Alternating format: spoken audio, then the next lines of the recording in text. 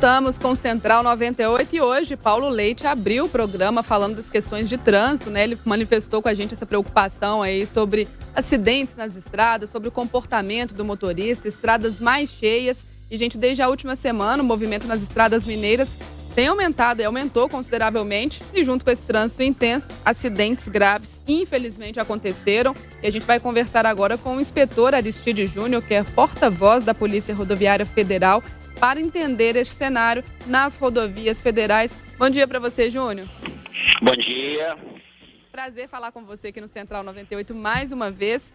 Teve esse aumento realmente, né? A gente observando aí muitos acidentes acontecendo esse final de semana nas estradas. Vocês observaram a movimentação maior? Como é que está esse cenário aí das estradas rodoviárias federais? Bom, o prazer é meu, Bom dia a todos os integrantes da mesa aí. Nós vamos conversar no decorrer da entrevista. Bom, infelizmente, essa percepção do Paulo é real. Os números estão, eu diria, assustadores. A gente se preocupou durante esses últimos meses, né, com essa crise, essa pandemia que nós estamos vivendo. As rodovias realmente ficaram mais vazias durante um período e agora nós estamos entrando já num período de retomada do movimento também nas rodovias federais. E a coincidência mais triste é que na última sexta-feira nós começamos a Semana Nacional de Trânsito, que é aquela semana de educação de trânsito, para tentar prevenir, passar dicas para os motoristas sobre como reduzir os acidentes e explicar a esse motorista a importância de cada um no processo trânsito, né? O motorista é a principal engrenagem de todo esse processo. E começamos a semana o evento de uma forma já meio trágica. Ela começou na sexta, a Semana Nacional de Trânsito, no dia 18, vai até o próximo dia 25. Mas se nós pegarmos um dia antes, o dia 17, que foi a quinta-feira passada, até ontem, até domingo, nós já registramos nas rodovias federais de Minas Gerais, isso só Minas Gerais, e são as rodovias que estão só com a PRF, não contam aquelas rodovias que estão com as demais forças policiais, nós já registramos 137 acidentes, 168 pessoas ficaram feridas e, infelizmente, 27 morreram. Isso é um número muito alto. Para que o ouvinte, para que vocês possam ter uma percepção disso, eu fiz o levantamento do dia 1º de setembro até o dia 20, ou seja, esses 20 dias já de setembro. Nós tivemos, nas rodovias federais de Minas que cortam o estado, que estão com a PRF, 535 acidentes, 352 feridos e 58 mortos. Bom, com base nesses números que eu citei, somente de quinta a domingo passado, nós tivemos praticamente 50% dos óbitos registrados até todo mês, em todo o mês de setembro. Foram 27 de quinta a domingo passado e 58 contando de 1º de setembro até ontem. São números extremamente preocupantes e aí vem um outro comparativo. Aí eu peguei e fiz o comparativo com 1º de setembro de 2019 até 20 de setembro de 2019. Eu peguei e comparei o ano passado, que não tinha pandemia, com esse ano, com a pandemia, que o movimento aumentou, mas ainda não chegou aos patamares do movimento antes da pandemia. No ano passado, de 1º de setembro a 20 de setembro, foram 423 acidentes, com 521 feridos e 34 mortos. Então, olha só, esse ano, mesmo com a pandemia, 58 mortos, ano passado, 34. Então, isso é extremamente preocupante. Muitos acidentes envolvendo caminhões, e aí fica o nosso alerta e o nosso pedido. O caminhoneiro, você é o profissional do volante, você tem que ser o primeiro a dar exemplo. E no Código de Trânsito Brasileiro tem um artigo lá que deixa bem claro, o veículo maior é responsável pela segurança do menor. E na prática, isso não está acontecendo. Muitos acidentes graves envolvendo caminhões. Teoricamente, todo acidente que envolve caminhão, ele é grave porque se ele não tem vítimas, ele fecha o trânsito por muitas horas, ele causa um transtorno muito grande para os usuários e quando esse veículo de carga se envolve em um acidente com um carro de passeio, aí a situação ainda fica mais grave porque pessoas inocentes pagam com a vida por esses erros. E isso aconteceu muito no último final de semana. Nós sabemos que a 381 está passando por obras, notório e são obras que já duram um bom tempo, obras de duplicação. Nós sempre estamos contando com o apoio da imprensa para noticiar os congestionamentos que se formam na 381 e mesmo assim caminhoneiros não adotaram posturas de segurança e acabaram causando tragédias na 381. Em um acidente morreu 4, na quinta-feira à noite carbonizados, uma família inteira. Logo em seguida, a equipe mal terminou de atender esse acidente da madrugada, com 4 pessoas morrendo carbonizadas. Já aconteceu um outro acidente no fim da fila, que mais uma pessoa morreu e várias ficaram feridas. Ou seja, os caminhoneiros têm que se tornar os nossos aliados, porque são os profissionais do volante.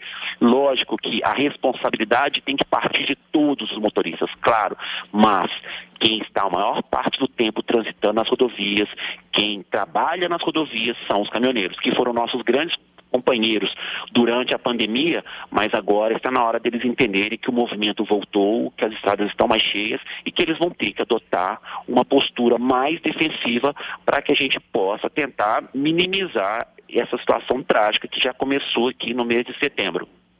Júnior, Paulo Leite, bom dia, prazer falar com você, já conversamos até a respeito desse assunto e eu sou um usuário da Fernão Dias, um usuário frequente da Fernão Dias. Eu vou a Itatiaiuçu frequentemente, às vezes até durante a semana para resolver algumas questões. E eu, durante a pandemia, durante a redução do volume de carros na estrada, eu já tinha percebido um aumento, uma sensibilidade, tá? Um aumento da velocidade dos caminhões, dos veículos pesados. Parece que com o menor número de carros na estrada, eles tinham um pouco mais de liberdade para andar e andavam um pouco mais pesados. Mas tem me assustado agora com essa volta, e aí eu te digo, por exemplo, aqui no nosso trecho aqui, nesse trecho que eu bato volante aqui, de Belo Horizonte a Itatiaiuçu e de volta, particularmente num lugar muito perigoso que é a Serra de Igarapé, nós tivemos na sexta-feira, ali um pouco antes da chegada do SOS Usuário, ali na saída para o Rio Manso, um acidente gravíssimo. No domingo pela manhã, um outro acidente gravíssimo, e esse do domingo pela manhã eu presenciei o acidente. Eu estava lá embaixo, depois da reta de Igarapé, subindo a serra, e vi o que estava acontecendo lá na frente, um acidente também muito grave. A carreta virou uma folha de papel, não sei nem o que aconteceu com o condutor, mas muito, muito sério o acidente. Enfim, a velocidade estava maior para os caminhões porque existiam menos carros na estrada. Será que eles estão ainda com aquela coisa da arquitetura do pensamento que sempre trai a gente, de que eu posso andar um pouco mais depressa, só que agora o volume de veículos aumentou e eles têm que começar a mudar essa arquitetura? Esse é um posicionamento que eu concordo totalmente com você. Então, ou seja, nós temos caminhões cada vez mais modernos, que andam muito, com velocidade equiparada até veículos. Nós temos uma renovação dos condutores de caminhões, então, ou seja, o fluxo, a frota de caminhões cresceu muito. Com isso, tiveram novos motoristas passaram a trabalhar com esse tipo de veículos e, infelizmente, alguns ainda não têm a responsabilidade ou preparo para transitar, para conduzir uma carreta, um caminhão, porque acabam se sentindo seguros demais e abusam. E nós sabemos que um veículo de carga, ele exige uma série de cuidados muito maiores do que um veículo de passeio. Lógico, todo tipo de veículo exige cuidado, mas nós sabemos que com o caminhão o motorista vai precisar de um espaço muito maior para parar, ele tem que tomar cuidado numa curva, ou seja, você citou a 381, vamos trabalhar então só com a Fernão Dias, que é esse trecho Belo Horizonte-São Paulo, que nós poderíamos citar como a rodovia em melhores condições aqui do estado, duplicada, bem sinalizada, por ser privatizada, oferece condições benéficas aos motoristas. Bom, a Serra de Igarapé é um trecho crítico, como também lá na região de Extrema, na divisa com São Paulo. Todo mundo sabe que a Serra de Igarapé é um trecho crítico, principalmente os caminhoneiros que trafegam por lá. Qual seria a postura que nós esperaríamos desses caminhoneiros? Ao iniciar a serra, coloque uma marcha forte para descer engrenado e não descer segurando com o veículo no freio. Isso acontece? Em muitos casos não. Nesses acidentes que nós atendemos lá, praticamente todos os dias nós temos acidentes graves na Fernão Dias, envolvendo caminhões, seja na Serra de Igarapé ou seja na divisa do estado lá em Extrema. Praticamente todos os dias nós temos interdições de pistas causadas por acidentes graves com caminhões. Quando você vai chegar para fazer o atendimento do acidente, em uma primeira análise, fica muito nítido que o motorista não tomou as medidas de segurança necessárias. Eu vou pegar um outro exemplo para o ouvinte poder entender melhor. O anel rodoviário, que é uma rodovia federal, porém está mediante convênio com a Polícia Rodoviária Estadual. Eu trabalhei muito tempo no anel rodoviário antes do anel ser passado à Polícia Rodoviária Estadual. Todo mundo sabe que o anel rodoviário, nos pontos onde existe afunilamento de pista, vão se formar filas. Então, o que o caminhoneiro deveria fazer? Ele engrenar uma marcha forte lá no início do anel, no Olhos d'Água, e descer com o caminhão engrenado. Mas ele não faz isso. Ele vem segurando o caminhão no freio, o freio esquenta, a partir do momento que ele esquenta, ele perde a sua eficiência e acontece aquelas tragédias que a gente vê aqui para baixo do Betânia, porque a hora que ele perde o freio, ele não vai parar mais. E aí a fila está parada, ele acaba colidindo em todos os veículos que estão parados lá na fila. Isso acontece aqui na Fernão Dias, isso aconteceu na 381 na última quinta e na última sexta-feira, que tem a obra, forma-se a fila, geralmente numa descida o caminhoneiro que não engatou uma marcha forte, ele vai descendo no freio, a hora que esse freio esquenta, porque esse caminhão está pesado, na hora que ele precisa, numa situação de emergência do sistema de freio, o freio não vai funcionar. O que acontece? Ele sai passando por cima de todos os veículos que estão à sua frente. E o detalhe, se esse caminhoneiro, muitas vezes, a hora que ele vê que ele vai colidir com os veículos parados à frente, tiver um caminhão e carros de passeio do lado, ele vai jogar o veículo dele para cima dos carros de passeio, até por instinto de preservação da vida, porque ele sabe que se ele bater na traseira de um caminhão, ele vai morrer. Então, muitas vezes, a chance que ele tem é o quê? Eu vou jogar para cima dos veículos de passeio para tentar salvar a sua vida. E aí eu não vou entrar nesse mérito se ele está certo ou errado, é instinto de preservação da vida dele. Mas se ele tivesse adotado essa postura cautelosa lá no início do anel, ele conseguiria parar quando chegasse aqui no final, ou se deparasse com a fila, da mesma forma na 381 ou na mesma forma com qualquer outra BR. Então, ou seja, todos conhecem o trecho, sabem que a Fernão Dias existem serras, então nessa serra eu vou adotar uma postura defensiva. E o que acontece na Serra de Igarapé é o seguinte, eles fazem a mesma coisa, eles descem segurando no freio, em determinado momento o freio acaba e aí eles tomam o caminhão, que vai chegar em alguma daquelas curvas, as muitas curvas que existem, ele não vai fazer a curva porque ele vai estar com a velocidade muito alta e vai capotar, vai bater no barranco. Aí acontece o que você falou de Rio Manso, o caminhão carregado de tinta capotou lá, em Extrema, na quinta-feira nós tivemos um acidente muito grave, envolvendo 5 veículos de carga. Então, ou seja, são os profissionais do volante que deveriam ser o nosso foco de exemplo, deveria ser, da mesma forma que durante a pandemia eles foram os nossos heróis, entre aspas, né? Porque continuaram trabalhando, o país não parar. Agora eles têm que entender que o fluxo está voltando, que eles vão ter que diminuir a velocidade, não dá mais para transitar com as velocidades que muitas vezes transitavam com as rodovias vazias. E esse alerta é uma situação porque os números são trágicos. 27 pessoas morreram em 3 dias. 58 pessoas já morreram nesses 20 dias de setembro. E eu estou falando só de setembro. Então, ou seja, nós estamos passando por um momento de reflexão, de mudança de um monte de comportamentos por causa da pandemia. E por que não mudar esse comportamento no trânsito também? É muito triste a gente perder algum ente querido por causa do Covid, mas é triste da mesma forma.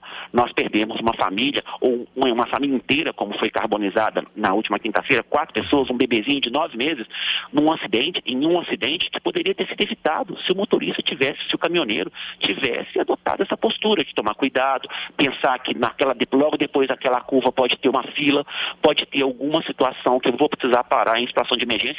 Esse é o foco da direção preventiva. É você sempre pensar que alguma coisa pode dar errado ali na frente. Eu tenho que agir a tempo para evitar algum desastre. E esse termo acidente, às vezes, fica muito sutil, né? A gente acostuma, mas na realidade não são acidentes, são desastres, são tragédias, porque pessoas perdem a vida nessas ocorrências, em ocorrências que poderiam não ocorrer se simplesmente os motoristas adotassem uma postura mais cautelosa, controlassem um pouco a ansiedade, o ânimo, a pressa, da mesma forma que o motorista de carro de passeio num feriado, muitas vezes, se arrisca numa ultrapassagem devida, tendo ao seu lado, dentro do seu veículo, toda a sua família, ou seja, seu maior tesouro.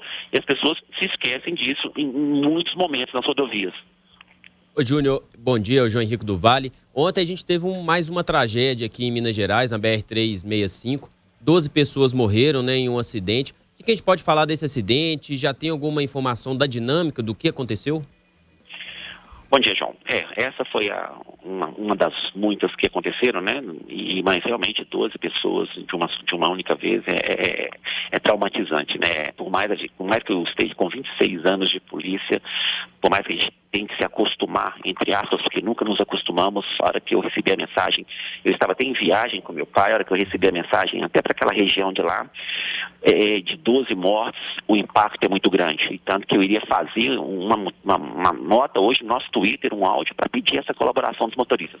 Bom, lá naquela situação, inicialmente, o que os colegas detectaram lá é que possivelmente tinha uma árvore que, devido às grandes queimadas que estão acontecendo não só nas margens das rodovias, mas no país inteiro, né, até no estado aqui, por causa do clima seco e quente, parece que teve uma queimada às margens da rodovia e possivelmente uma dessas árvores que foi queimada caiu uma parte dela sobre a rodovia. E aquilo que eu falei antes, talvez por instinto de preservação da vida, o motorista da van se assustou com aquela situação e tentou desviar dessa árvore. E infelizmente, em sentido contrário, quando ele desviou, ele foi para a contramão direção e infelizmente, no momento exato que ele fez essa manobra, vinha um outro caminhão carregado de limões em sentido contrário. E aí aconteceu a tragédia. Aí vocês podem falar assim, mas então a culpa foi do motorista da Sprinter, da van? Eu não diria que foi questão de culpa. Eu acredito que realmente ele se assustou durante a noite também. É o que a gente sempre fala, dirigir à noite é uma situação mais complicada, porque o seu campo visual fica muito mais restrito. Talvez se fosse durante o dia, ele teria visto essa árvore com mais tempo, ou não sei também se essa árvore caiu exatamente no momento que ele estava passando, a gente não tem essa dinâmica ainda, mas ao se desviar dessa árvore, ele acabou colidindo frontalmente com o caminhão e 12 pessoas pagaram com a vida. Só teve um sobrevivente da van, os outros 11 ocupantes da van e mais o motorista do caminhão morreram no local. E foi mais uma das grandes tragédias que, na realidade, tragédias cotidianas que acontecem no nosso trânsito, infelizmente. Tá, e o Central 98 conversando com o inspetor Aristide Júnior, porta-voz da Polícia Rodoviária Federal, falando pra gente, infelizmente, trazendo essas notícias tristes de acidentes, de tragédias nas estradas, fazendo também um alerta, né, para o comportamento aí do condutor, para que a gente possa evitar esse tipo de situação, né, Paulo? Na verdade, quando você traz a notícia é triste, com mortes, com acidentes que deixam pessoas com graves ferimentos, com sequelas para o resto da vida. Num primeiro momento, o impacto é da tristeza, da notícia ruim, mas que sirva de alerta, que essa nossa conversa aqui agora, que é a fala do Júnior, que é a nossa conversa, sirva de alerta para tantos que estão nos ouvindo agora, que estão pegando estradas ou chegando, rodando pelas estradas e que estão nos ouvindo, para que isso sirva de alerta, para que se diminua a velocidade, para que se aumente a atenção. Se você colocar aí na ponta do lápis, se você andar a 120 ou a 90 ou a 100, o tempo que você vai chegar é o mesmo. E ainda mais quando você tem caminhões que têm dificuldade para curva, espaço maior de frenagem. Então, que a notícia triste, que as mortes, que os feridos sirvam de alerta para aqueles que estão agora conduzindo pelas estradas. Então, nosso alerta feito aqui no Central 98, agradecer demais aí a participação do inspetor Aristide Júnior, porta-voz da Polícia Rodoviária Federal. Júnior, muito obrigada pelas informações aqui, por esse alerta também que é tão importante aí para a gente ter mais consciência no trânsito. Portas sempre abertas aqui na 98, viu? Muito obrigado, eu agradeço. Desculpe aí pelo desabafo, viu, Paulo? Mas é porque realmente a gente fica meio... são situações, um final de semana trágico como esse, faz a gente repercutir, avaliar um monte de coisa. E lembre-se, para todo mundo que dirige um veículo, 90% dos acidentes acontecem por falhas humanas. Então, se nós dirigirmos de forma mais prudente, a gente tem todas as condições possíveis para mudar essa triste realidade no trânsito. Obrigado, bom dia a todos aí. É sempre um prazer participar do programa de vocês e sou um ouvinte assíduo. Vocês estão de parabéns. Muito obrigada pelo carinho e ótima semana. Para vocês também.